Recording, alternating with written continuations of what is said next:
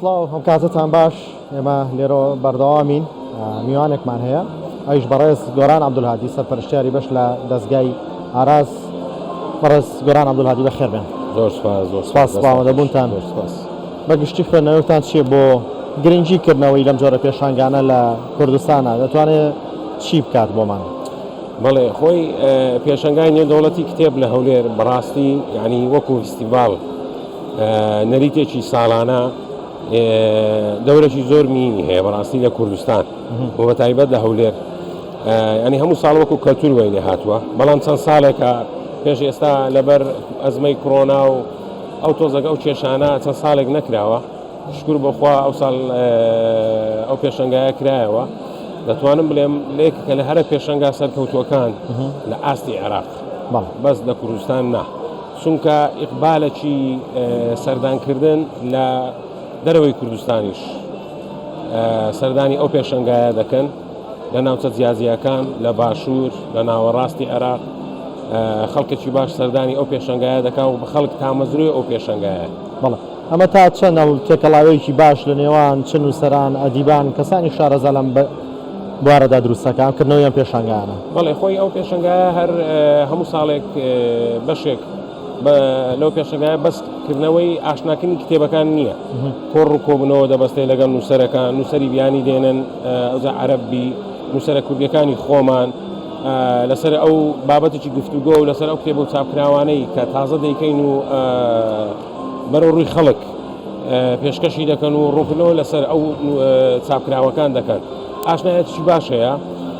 دەتوانم بڵێم لێرە ئەدیب و دۆستان و نووسەران و خوێنەران هەمووی تۆزێک لێرە وەکو ساڵانە لێرە یەکتر دەبینن شوێنی کۆبوونەوەی ئەو بابەتەیە. بەڵێ ئاستی خوێندنەوە سا لە هەرێمی کوردستان گلەیەکی زۆر هەیە کە خوێنەرمان کەم بووە. هەندێک لە نووسەران و ئەدیبانی شەڵێن بەشێکی خەتای نووسەرانە نەک تەنها ئەوەی کە خوێنەر کەم بووە. بۆ چونیەوە خوێنەرمان کەمی کردووە؟ ئەگەر کەمی کردووە بۆ خۆی ئەو پرسیارە بەڕاستی ئەوە جێی بەداخەوە ینی لە بۆ ئەو بابەتە ئەوەش دەگەڕێتەوە کاریگەری سۆشیال میدیا.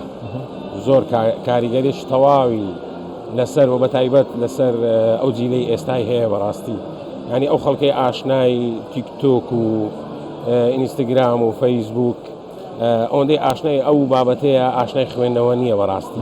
ئەوی دەشخینتەوە ئەوی خوێنەرە دەتوانم بڵێم ئەو جیلەی ئێستانەگە هەش بێ زۆر کەمە. سۆشیال میدیا تەئسیرێکی گەلێک زۆری کردیە، چونکە سەیرێک بەوەی دێ زۆر جار هەیە خەڵک دەپرسی دەڵێگە کتێبەکەم بوێ ئەگەر شتەکەم بوێ ئەو لە فەیسبوک و لە مۆبایل و لە گۆگڵە دای دەبەزێنی. بەس خۆی خۆی ڕوحیەتی خوێندنەوەی سروشتی زۆر جیاوازە. زۆر کە باز لە بەرکەوتنی دەست لە لاپەڕی کتێب لە بۆنی کتێبەکەن. بەڵێ ئەوە وەکو ینی ئەو کەسانە کە ئێستا خوێنەرن کە ڕوحیان لەگەڵ خوێندنەوە و کتێب تێکەڵێن ئەوی تر بەداخەوە. دەتوانین بڵێن خوێندنەوەی مۆبایلێک لە خوێندنەوەی کتێبێک لە مۆبایل وەکو وایە لە شاشێک سەیری سروش بکەیت. بەتاکید چ چێژێکی لێبینی لەوەی کە لە ناو سروشتەکە تەواوە، ینی نمونونەکە دەق تەواوە 100% وەکو تۆ بە خۆت بچی سەردانێکی سروشت بکەیت زۆر جیاوازیەوەی کە لە مۆبایل و لە تەلەڤیزیۆن دەیبینی و خەڵکی ئێستا زیاتر ئاشنایەتی لەگەر مۆبایلە و تەماشاکە، ینی ڕۆژانە خەڵک دوور نەکەوینەوە لەو بابەتانە ناو سیارە لێ دەخڕی سیارەدا ژۆ خەریکی مۆبایلە، ینی مۆبایلەکە زۆر تێکەڵی بووە، ینی ڕوحیەتی بردیە بەڕاستی ڕوحیەتی مرۆڤەکان و ئینسانەکانی نیشتە. بەڵێ دەستگای ئاراس ئەم لەم پێشانگایە چیتان نمایش کردووە؟ وڵی خۆی ئەمە چاپکراوە کۆنەکانمان ئەوانی کە ماومانە نمایشمان کردیە لەگەڵ چەند 6 بابەتی بەرهەمی نوێشمان هەیە ئەوانیشمان نمایش کردی. خۆیان لە چه بابەتێکا بینەوە 6 نوێیەکە؟ ئەو 6 بابەتە زیاتر وەرکتابی وەژێڕانن لە ڕۆمان و چیرۆکە. بەڵێ چی بکەین بۆ ئەوەی جارێتر خەڵک بە خوێندنەوە ئاش بێتەوە؟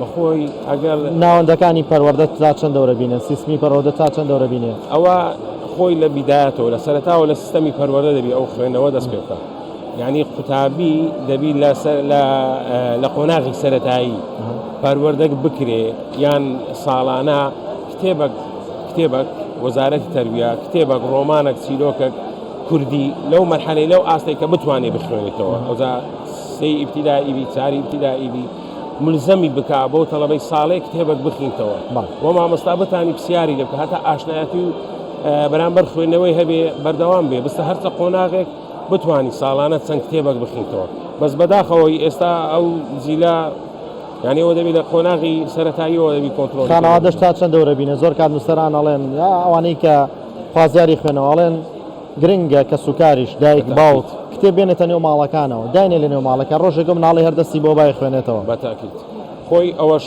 ینی پەروەردەی خێزانی زۆر دەوری هەیە لەو بابەتە خۆی دەبی داک و باب دەوریان هەبێت داک و بابەکەش دەبی خۆیان دەست پێ بکەم بەوەی کە ئەلەقەل هیچ نەبی هەفتەی جارێک منداڵەکەی سەیر بکات تەماشای بکە ئەو بابە خەریکی کتێبەشێ دەستە هەنداکە کتێبەشێ دەستە یان ئاشنایەتیان بکەن یان بین سەردانی ئەو پێشەنگایان بکەن یان ئەو پێشەنگانی کە ڕۆژانە هەیە یعنی هیچ نەبی ئەلەقەل مانگ دوو مانگ جارێک کتێبەشی لۆ بکڕی بە دیاری یعنی بڵێ وەکو تەشجیعک دەوری زۆر باش دەبی هیوادارم یعنی کۆمەلگا تۆزە ینی بەڕاستی ستۆپ دەبی بەو سۆشیال میدیایە بکرێت تەماشا بکرێت بەڵام لە ڕووی خوێندنەوە ینی منداڵەکان ئاشنا بکەن گەنجەکان ئاشنا بکرێت بەرامبەر خوێندنەوە و ڕوحێتی کتێب خوێندنەوە تیان بگەینە بەڕێز گۆران عەبدولعەزیز سەرپەرشتیاری بەش لە دەستگای ئاراس سپاس بوامەدەبوونتان بۆ کەمەکان بەڵێ من جارێکە دەگەڕێمەوە لایەوە بۆ ستۆدیۆی ناوەت